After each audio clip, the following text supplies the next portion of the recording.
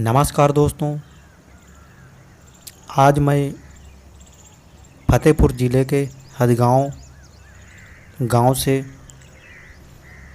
जो कि एक महान क्रांतिकारी का जन्म हुआ था यहीं पर, जिनका नाम है पत्रकार शिरोमणि गणेश शंकर विद्यार्थी जी का आप नाम सुना होगा, जिनका गांव उत्तर प्रदेश के फतेहपुर ज़िले के हदगांव ग्राम में हुआ था, जो कि अब नगर पंचायत है। यहाँ आने के लिए आपको फतेहपुर ज़िले से, जो कि मेन फतेहपुर सिटी है, वहाँ से आपको 40 किलोमीटर दूर ज्वालागंज बस स्टॉप से आपको बस शाम को 5 बजे मिलती है। तो यहाँ जब आएंगे, और खागा से भी आने का इसका मार्ग है, जो कि खागा से 20 किलोमीटर पड़ता है तथा फतेहपुर से 40 किलोमीटर के आसपास पड़ता है। तो आज मैं इन्हीं के बारे में बात करूँगा। मेरे मन में विचार था काफ़ी दिन से कि मैं आपको इनका वीडियो ज़रूर दिखाऊं, जो कि आज मैं फाइनली पहुंच चुका हूं। तो इनका जन्म की बात करें तो 26 अक्टूबर 1890 में इनका जन्म इन्हीं के ननिहाल इलाहाबाद में हुआ था। ये एक महान क्रांतिकारी योद्धा थे, जिनकी गाथा जितनी भी की जाए वो कम पड़ जाएगी। आपको बता दें कि 1917 के आसपास गांधी जी इनसे मिले थे। ये एक प्रभावशाली व्यक्तियों में से एक व्यक्ति थे। इनका जो बचपना था, प्रारंभिक शिक्षा जो ग्वालियर से शुरू हुआ था। इनके पिताजी का नाम नारायण जी और माताजी का नाम गोमती देवी। इनके पिताजी जो थे, ग्वालियर में एक अंग्रेज़ों का स्कूल था, मूंगावली एंग्लो वार्नाकुलर स्कूल में हेडमास्टर थे। तो यह जब शिक्षा ग्रहण करने का इनका समय आया, उच्च शिक्षा, तो यह कानपुर चले गए 1905 के आसपास। कानपुर में इन्होंने शिक्षा ग्रहण की 2 साल। उसके बाद 1907 में इलाहाबाद कश्यप पाठशाला कॉलेज में अपना नाम लिखवाया। यहीं से इनकी पत्रकारिता की जो रुचि थी अंदर जागृत होती है, क्योंकि इसी विद्यालय में एक अध्यापक थे, जिनकी एक साप्ताहिक पत्रिका कर्मयोगी आया करती थी। तो उन्हीं से यह प्रेरित होकर उनसे संपर्क में आए और यह कर्मयोगी पत्रिका में भी अपना योगदान देने लगे।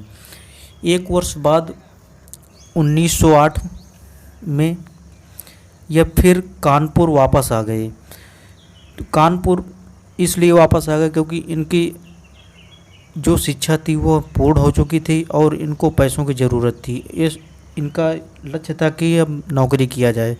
तो कानपुर में 1908 में ये वापस आते हैं और 30 रुपये प्रति माह की एक करेंसी जो नोट छापती है, वहाँ पे अपना नौकरी शुरू कर देते हैं।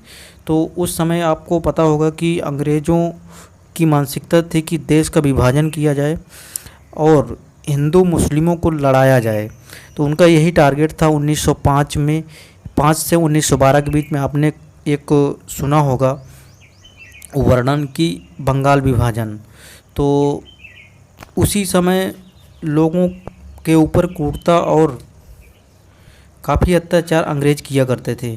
तो 1908 में इन्होंने जब नौकरी ज्वाइन की, ये उसके मात्र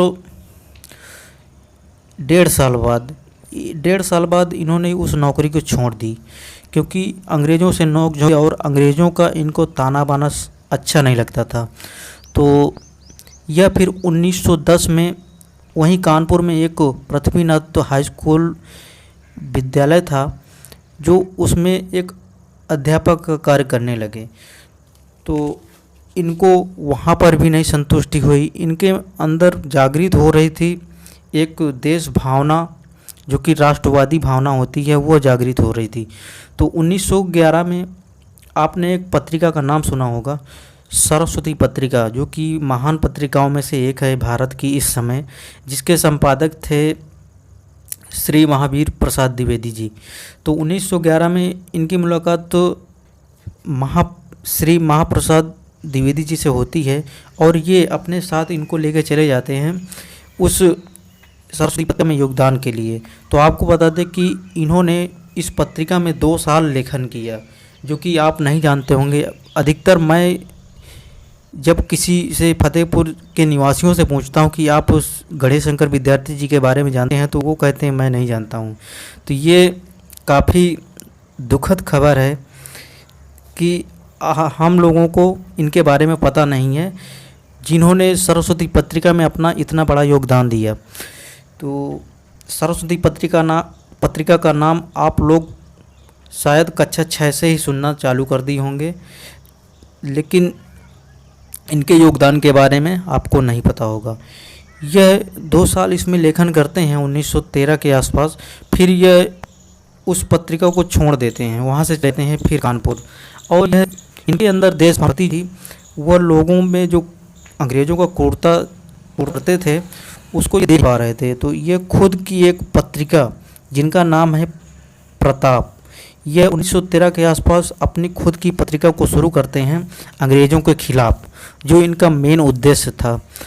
तो अंग्रेज़ों के खिलाफ किसानों का कार्य किया करते थे। इसके बाद 1915 का समय आता है जब Annie Besant home rule league की स्थापना करती हैं।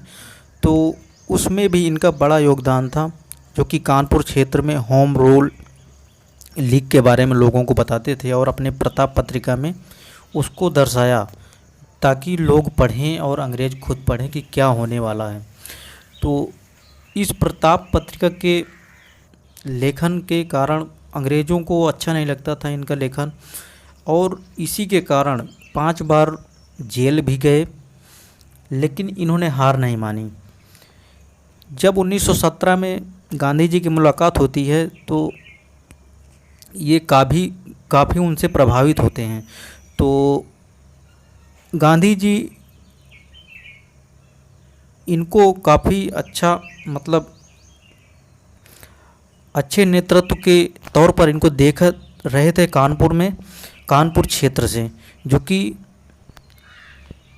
यह 1925 में कांग्रेस अधिवेशन के स्वागत समिति के अध्यक्ष भी बने। लेकिन 1930 में जब सत्याग्रह देश में आंदोलन शुरू हुआ था, तो उत्तर प्रदेश के यह डिटेक्टर के रूप में नियुक्त हुए थे और 25 मार्च 1931 को कानपुर हिंदू मुस्लिम दंगों में इनकी हत्या कर दी जाती है। तो यह काफ़ी दुखद खबर थी।